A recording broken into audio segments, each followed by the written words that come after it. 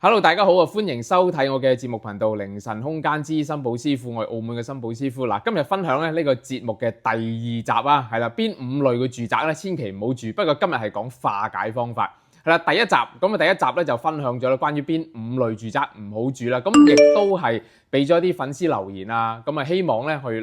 即係集中翻大家有啲咩問題啊。咁我今日咧第二集咧就會講翻呢個化解方法啦。好啦，咁啊上一次咧，咁又講咗邊幾類嘅住宅係容易有風險啦。咁當然啦，亦都有分享過明白到有啲嘅熒幕前嘅朋友啦，可能係買嘅嗰間屋可能都住咗好耐啦，但係的而且確遇上啲問題，例如可能係破財啊，或者婚姻上面或者係事業上面都唔係好順利啊。咁啊一路以嚟都唔知點解，咁原來就存在一個風水問題啦。當然明白唔係話個個都可以搬屋或者之類啦。咁當然要嘅成本可能好大啦。咁有冇化解方法呢？咁啊多數都有嘅。係啦，咁啊另外如果租嘅係啦，租嘅朋友啦，咁如果亦都係即將個租約期滿啦，咁當然咧最簡單係直接搬走啦。係啦，如果唔係咁，今日都留意翻我哋呢個今集主要講嘅化解嚇。咁啊如何化解先？好啦，咁我回覆翻一啲粉絲朋友啦。好啦，咁啊第一個粉絲朋友咁啊咪係啦，咁啊佢又講咗咧，佢話啊如果屋企出邊有即係有其他嘅門啊，有幾隻門啊，咁叫做門煞，咁呢個係咪有冇啲影響啊？咁究竟有冇問題啊？如何化解？另外仲有幾個嘅另外幾個嘅粉絲朋友咧，亦都講話有啲咩缺角啊，嗰啲係點樣分辨或者點化解？嗰啲一陣間會陸續咁同大家講先啦，因為咧上次都歸類咗都有唔少嘅朋友留言啊，係啦，咁我都講啲比較重點嘅，係啦，講大家係如何化解，或者比較相對係比較 common 一啲咁去講一個化解方法先啦。嗱，咁啊呢個叫咪嘅朋友，咁講翻係啦，話啊前邊有幾個門，咁啊嗱老實講咧，咁其實就好正常嘅，有好多特別係啲舊樓，可能本身有個木門，屋企入邊啦，出邊有個鐵閘門咁樣啦。嗱呢個就冇問題嘅，就唔需要話特別去化解，呢個本身就冇事嘅。反而注意翻係有啲人咧，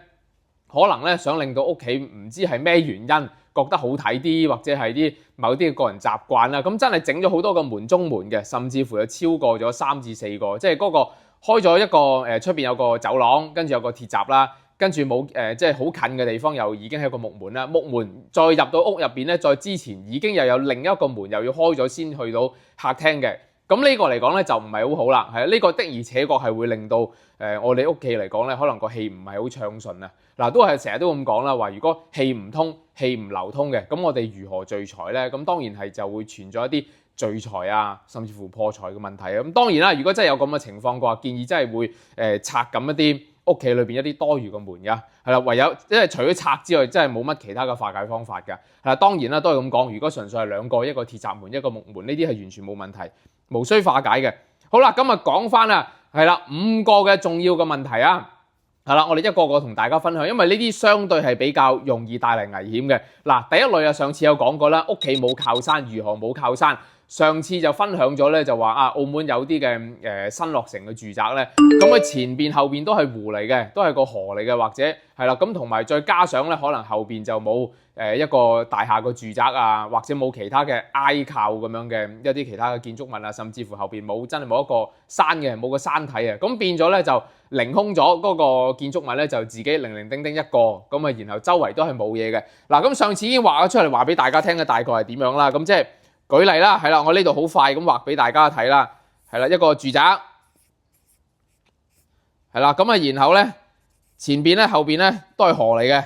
係啦，咁樣嘅凌空咗嘅，就嗱呢度啊就即係俾翻大家睇啦，就正直情係咁樣嘅，前邊後邊係啦，冇靠山，亦都冇任何嘅建築物遮擋，咁啊形成咗咧啲人嘅氣場入邊唔穩定啦，係啦，咁啊可能就會令到我哋健康受到影響啦。職業可能唔穩定啦，成日點解啊做嚟做去份工都做唔長啦，甚至乎喺屋企咧好多時可能即係啲人啊聚唔到嘅，人氣聚唔到嘅，係啦，或者啲子女即係大到咁上下就好早就話搬出去啊，甚至乎有啲更加嚴重嘅，有啲人離家出走咁樣，呢啲亦都係一個可能性嚟㗎。點樣化解？咁其實咧化解嘅方法都唔會太困難嘅，係啦，當然啦，如果閣下係直情係買嘅呢間屋，係啦，咁啊亦都諗住大裝修。咁可以喺即係譬如係前邊啦，嗱或者後邊啦，對應翻呢個實體牆嗰個位置啦，背後住嗰個位置冇靠山啊嘛，真係喺後邊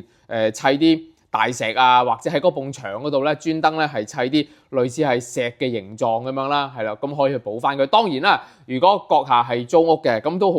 都有好多好簡單嘅解決方法。嗱，我哋後邊冇靠山，山係屬乜嘢啊？五行裏面屬土啊嘛。咁乜嘢顏色屬土啊？咪就係啡色咯。咁可以好簡單嘅方法就係咧，盡量喺背靠嗰埲牆嗰度啊，擺晒啲啡色嘅木櫃啊，或者之類啦，甚至乎係油到嗰埲牆係啡色。咁呢個亦都可以幫我哋填補翻嗰個所謂嘅靠山嘅，甚至乎喺露台前面啊，放一啲石山啊、石敢當咁之類啦，亦都可以幫我哋係填補翻嗰個所謂嘅靠山嘅。係啦，咁啊呢個亦都係一個可行方法。當然啦，如果熒幕前嘅朋友本身好中意養魚嘅話咧，咁呢個亦都要注意啊。嗱，如果你自己前面後邊已經冇靠山啦，跟住又喺嗰個屋嘅前邊，即係靠呢個前面，我當佢個露台啦，或者背後嗰個位置啊，又可能係養晒好擺咗啲大嘅魚缸啊之類嘅話咧，咁啊更加係雪上加霜啊！咁你嗰都係注意㗎，咁啊變咗魚缸嘅位置要遷移啦。當然啦，如果係遷移去邊個位置嘅話，都要睇翻個方向啊、方位啊。咁而家頭先講翻個比較粗略簡單嘅解決方案俾大家。咁呢個解決方法應該都唔太困難啦，好容易做到啦，係咪？係啦，買個櫃有幾困難咧？係啦，或者油嗰埲牆嘅顏色應該都唔會好高嘅成本啫，我相信。係啦，咁啊嗱，好簡單啦，咁啊講咗呢個化解方法啦。第二嚟講咧，咁呢個嚟講都係一個常見嘅問題嚟㗎。係啦，咩問題？咁就話咧嗰個門口咧有個路衝煞啊，即係話我哋嗰個屋企啦，咁開咗個門之後咧。咁咧，然後咧出邊咧就一條大嘅巷啦。咁然後咧，可能甚至乎嗰條巷咩為之一個好長咧？長即係話代表可能去到起碼都有6至7米，甚至乎10米以上啦。咁呢個叫好長，係啦，呢個叫路衝，即係開咗個門前邊係啦，可能佢唔係對住其他嘅門，唔係對住其他嘅實體牆嘅，係啦，我哋屋企個大門開之後咧，對住一條好長嘅冷巷，咁先至係見到出邊嗰個另一埲牆嘅咁樣。咁呢個就叫路衝煞啦。係啦，咁呢個亦都係我叫走廊啦，咁叫窗煞咧，亦都有個説法叫做啦。係啦，咁啊，如果萬一咁嘅情況嘅話咧，係啦，咁啊有啲咩問題咧？屋企嚟講，啲人咧容易可能成日心情唔好啊，脾氣唔好啊，情緒唔穩定啊，係啦，咁當然情緒唔穩定、脾氣唔好，亦都係容易同人產生口角啊，甚至乎產生是非問題，然後繼而造成破財啦。咁啊，如何去化解？嗱，好多嘅誤區嘅，係啦，好多人成日以為咧，當我哋咁樣嘅話咧。我哋只不過咧喺個大門嗰度加個簾，係啦，加個簾就 OK 啦。或者有啲人加個珠簾啦，加個布簾啦。嗱，呢啲方法係完全冇作用嘅，係啦，因為我哋加個布簾又好，珠簾又好，係啦，呢啲透氣噶嘛，我又想象唔到有咩特別大嘅幫助啦。好啦，咁啊，所以咧，其實最簡單嘅解決方法咧就係乜嘢咧？咁其實好簡單嘅。嗱，我哋可以喺前邊咧擺啲植物啊，係啦。如果前邊擺唔到，咁甚至乎開咗門喺屋企入邊啦，係啦，即係我當開咗門啦，咁喺呢個位置啦。亦都可以嘅，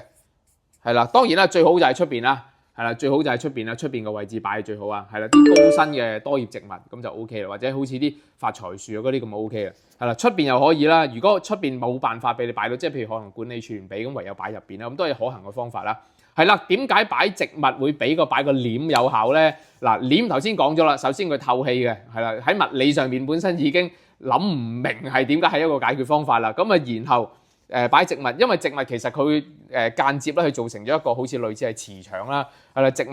多葉嘅植物本身佢嘅能量相對強啦，咁同埋植物本身有生命啊嘛，佢有個生命體啊嘛，咁啊本身佢係會製咗一個磁場，等於好似一個隱形牆咁樣幫你阻隔咗呢個咁樣嘅路衝，殺埋你嗰個衝力啊，係啦，咁本身呢個亦都係一個比較有效嘅解決方法。大家會覺得最奇怪嘅就係咧，擺呢個植物喺呢個位置咧，通常啊嗰啲植物咧，都會相對比較容易死，比較容易凋謝嘅喎，就係咁奇怪嘅，係啦，我差唔多預咗10個有10個都係咁樣嘅，啲其他嘅客人嚟講啊，係啦，咁係好正常嘅，證明佢係幫我哋擋咗呢個煞。咁當然啦，我哋有時可能開門嚟講，出邊完全唔通風，又局促又盛，咁當然呢個亦都係一個客觀嘅原因啦。但係其實更大嘅原因同佢嗰個叫做風水嘅路衝煞有更加大嘅關係㗎。係啦，另外啊，如果上次有分享過啦，有啲熒幕前嘅朋友啊，可能咧佢個路衝煞唔係喺屋企門口嘅喎，原來係佢個辦公室。係啦，咁我呢度畫俾大家睇下佢個辦公室點樣咧？嗰個辦公室嗰個台後邊係啦，嗰個台後邊係啦，即係咁樣係啊。呢個我當係嗰個四方形辦公室後邊咧，就已經係人來人往嘅一條路嚟嘅，係啦，個個都望住你做嘢嘅可以。咁其實亦都係會令到呢個人嚟講心理上邊咧係唔安定嘅、唔穩定嘅。係啦，咁所以呢個人又點會做得長呢？嗰份工就算喺度做嘅話，可能經常都會做錯嘢，做得唔好啦。嗱，咁如何化解？道理一樣㗎，可以嘅話咧，喺背後啊呢個位置咧擺棵植物啊，咁樣喺度頂一頂，係啦，亦都係一個可行嘅方法嚟嘅，係啦。咁唯有係咁樣啦，當然啦。如果唔係更加有效根治嘅方法，咁梗係調位啦，同公司講啊，呢個位置唔舒服啊，咁調位咁梗係更加有效嘅方法啦。嗱，呢兩個嚟講都係相對危害比較大嘅路衝啊，無論喺打工嘅朋友喺辦公室入邊係啦，或者做老闆都一樣啊，呢個都係一個有問題嘅路衝嚟嘅，係啦，或者屋企住宅大門口，甚至乎你係開鋪頭、開辦公室都係一樣噶，嗰個路衝殺都係靠呢個方法化解噶，係啦，咁啊亦都係。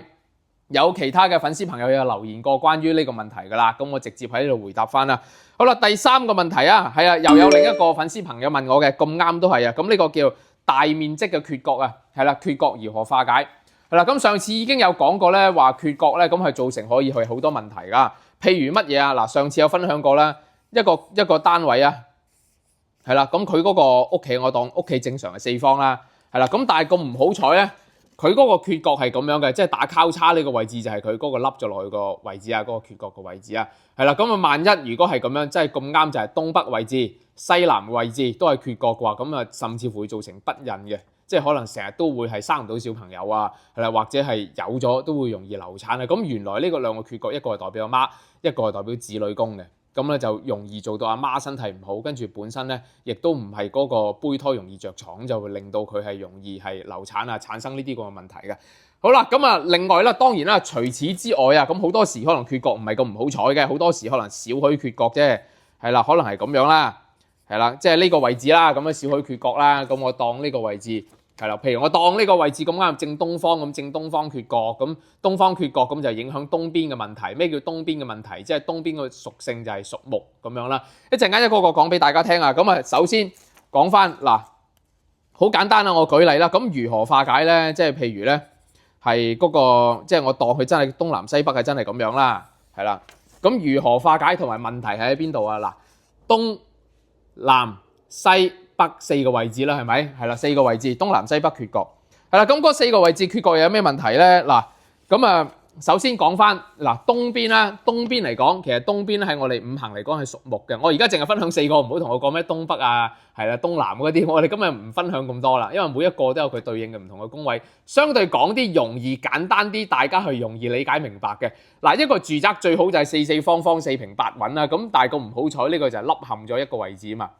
係啦，咁啊呢個就冇辦法啦，係啦，咁先天格局就係咁樣啦。咁而家講翻如何化解，同埋我哋最主要揾翻佢五行喺邊度，同埋點樣揾嗰個對應位置邊。咁其實好簡單，我哋而家啲手提電話咧，係啦，iPhone 又好啊，或者其他嘅三星啊嗰啲機咧，咁其實佢都會有個指南針嘅。咁我哋攞個指南針，係啦，對一對啦，咁睇下邊個係對應嘅位置啊。譬如東邊，嗱東邊嚟講呢個位置原來就屬木嘅，係啦，咁啊然後咧咁啊東方好多花草樹木啦，係咪？嗱西邊咧就屬金嘅，係啦，咁啊我哋點樣記啊？西邊屬金，譬如可能我哋西方係啦，首先就發現咗呢個叫做呢個叫工業革命，咁啊西方嘅即係叫做工業文明啊，咁佢哋起源先，咁我哋當係咁樣啦，咁啊西邊就屬金啦。嗱北邊好簡單啦，北邊係屬水啦，係啦，咁啊天寒地凍啊嘛，北邊係咪？係南邊乜嘢啊？嗱南邊好簡單，南邊屬火啊嘛。咁你對應翻係啦，金木水火土，咁邊個位置咁咪就邊個位置缺角，咁我哋就喺嗰個位置補翻啲乜嘢咯。嗱，東邊屬木啊嘛，咁嗰個缺角係補啲乜嘢啊？係啦，乜嘢叫屬木啊？綠色咯，花草樹木咯，係啦，咁啊西邊缺角，西邊屬金啊嘛，咁啊補啲乜嘢啊？咪即係屬金咪即係可能係啲金屬嘅器皿啊之類咯，或者金色啊銀色呢啲咪屬金咯。南邊屬火啊嘛，咁乜嘢係屬火啊？屬火咪即係譬如係啲紅色嘅嘢啊，紅火火啊嘛，咁啊屬水咪啲藍色啊之類咁嘅嘢咪屬水咯，係啦就係咁樣啦。嗱，萬一如果你東邊嗰個位置缺咗角嘅話咧，即係凹咗嗰個位置，咁喺嗰度擺多啲植物啊，係啦之類啦，啲花草樹木，甚至乎嗰埲牆又做綠色，咁亦都可行嘅方法咯，係啦。咁啊然後西邊咁啊屬金啊嘛，咁啊喺嗰個位置嗰度可能係擺啲金屬器皿啊等等啦，諸如此類啦，咁啊。呢個叫做北邊屬水缺角，咁咪擺啲真係可能係水啊、水種植物啊，甚至乎擺幅藍色嘅掛畫亦都可以咯。南邊缺角如何補救？係啦，咁道理一樣嘅咋，可能喺嗰度擺幅紅色嘅畫又得啦，或者係擺啲蠟燭啊，間唔中喺嗰度點着啊，亦都係補翻嗰個叫屬火嘅位置，咁即係南邊啦。嗱，化解方法係咪非常簡單先？咁呢個唔使搬屋啦，咁呢個其實老實講就人人都做到嘅，係啦，絕對唔困難咧。呢個相信嚟講係啦。咁啊，原來呢個就係對應嘅化解方法同埋所講嘅問題啊。另一個係啦，咁啊，另外第四個啦，係啦，第四個啊，咁啊呢個就係講嗰個屋企長期係低層陰暗，係啦，特別係可能喺澳門啦，或者係香港有時咧有啲舊嘅唐樓啊，住到1樓啊、2樓啊，咁啊嗱呢個嚟講啦，低層嚟講，其實咧我哋現代嚟講化解方法就好容易噶啦，一啲都唔困難嘅。嗱，我哋而家唔係點蠟燭噶嘛，屋企係啦，唔使靠或者天然採光噶嘛，其實真係啊，可以嘅話屋企盡量可能係多啲搞啲光猛啲嘅燈光啊，咁其實已經係一個好簡單化解方法，就係咁簡單啦，都唔需要多講啦。甚至乎可以裝啲抽風啊、鮮風啊之類啦，咁令到佢係用我哋一啲簡單嘅現代嘅科技去補充翻呢個所謂嘅唔夠鮮風啊，或者就係屋企嚟講咧，盡可能唔好擺太多嘅黑色啊，令到間屋陰陰沉沉啊，盡可能係擺翻啲白色啊、銀色嘅器皿啊，或者牆啊、牆身啊，或者係嗰啲梳化啊、窗簾啊嗰啲咧，盡可能都係用翻啲白色啊、淺灰色啊呢啲啦，令到我哋個屋企嘅配搭係盡可能係柔和啲，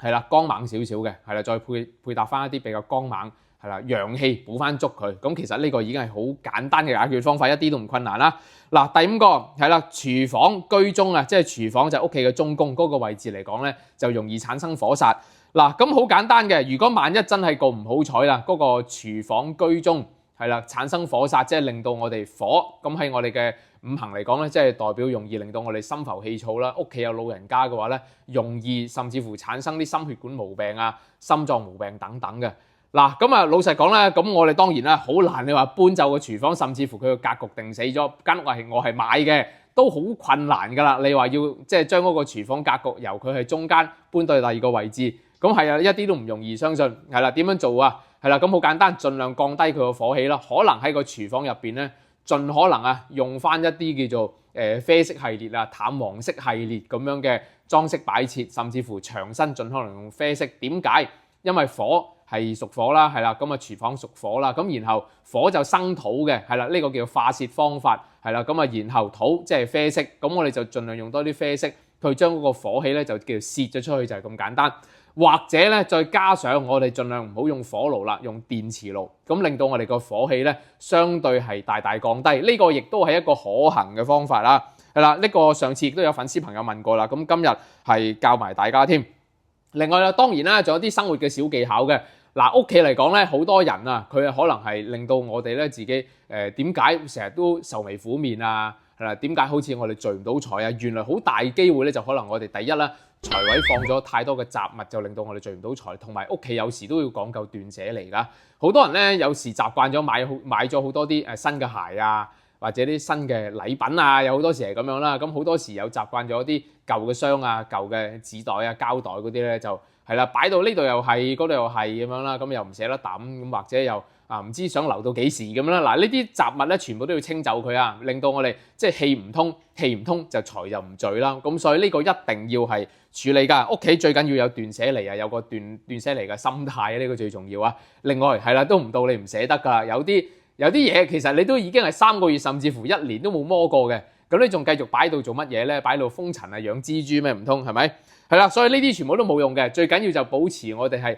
空氣流通。係啦，我哋如果屋企聚到財賺到錢，你方冇一啲即係你方冇錢買一啲新嘅禮物咩？係咪？咁啊冇所謂嘅。咁呢個嚟講係啦，咁啊希望今日嘅分享咧就幫助到大家。另外啊，如果熒幕前嘅你啊係啦，想即係繼續咧去關注我呢個嘅 channel 嘅話咧，記得點讚、追蹤、轉發啦，係啦，撳埋個鐘仔去 subscribe 訂閱我哋啦。當我哋有新影片推出啦，當然你就會第一時間睇到啊。另外啊，熒幕前嘅你啊，唔知你有冇真係中咗以上我所講嗰個5大類型嘅危險嘅坑咧？即係話我哋住宅上面所遇到嘅問題，令到你而產生大小嘅問題咧。嗱，今日咧係啦，如果熒幕前嘅你睇到呢條影片嘅話咧，咁啊〜係啦，如果你有自己嘅問題啦，不妨喺下邊留言啦，講翻究竟以上嘅5類，你究竟中咗邊一類咧？係啦，或者真係你自己出現咗邊一啲嘅問題，令到你係受到一啲困擾啊、一啲影響啦。咁啊，係啦，陸陸續續啦，如果有啲粉絲嘅朋友係啦，我綜合翻大家嘅意見啦，或者可能喺下一集或者之後啦，我繼續係分享翻一啲風水嘅化解方法，講翻俾大家聽如何去處理呢啲相關嘅問題啊。好啦，今日希望我哋呢個內容幫助到大家，係啦。好啦，今日先多謝大家分享，多謝大家收睇到呢度先啦。好啦，多謝大家睇我嘅分享，多謝晒大家，拜拜。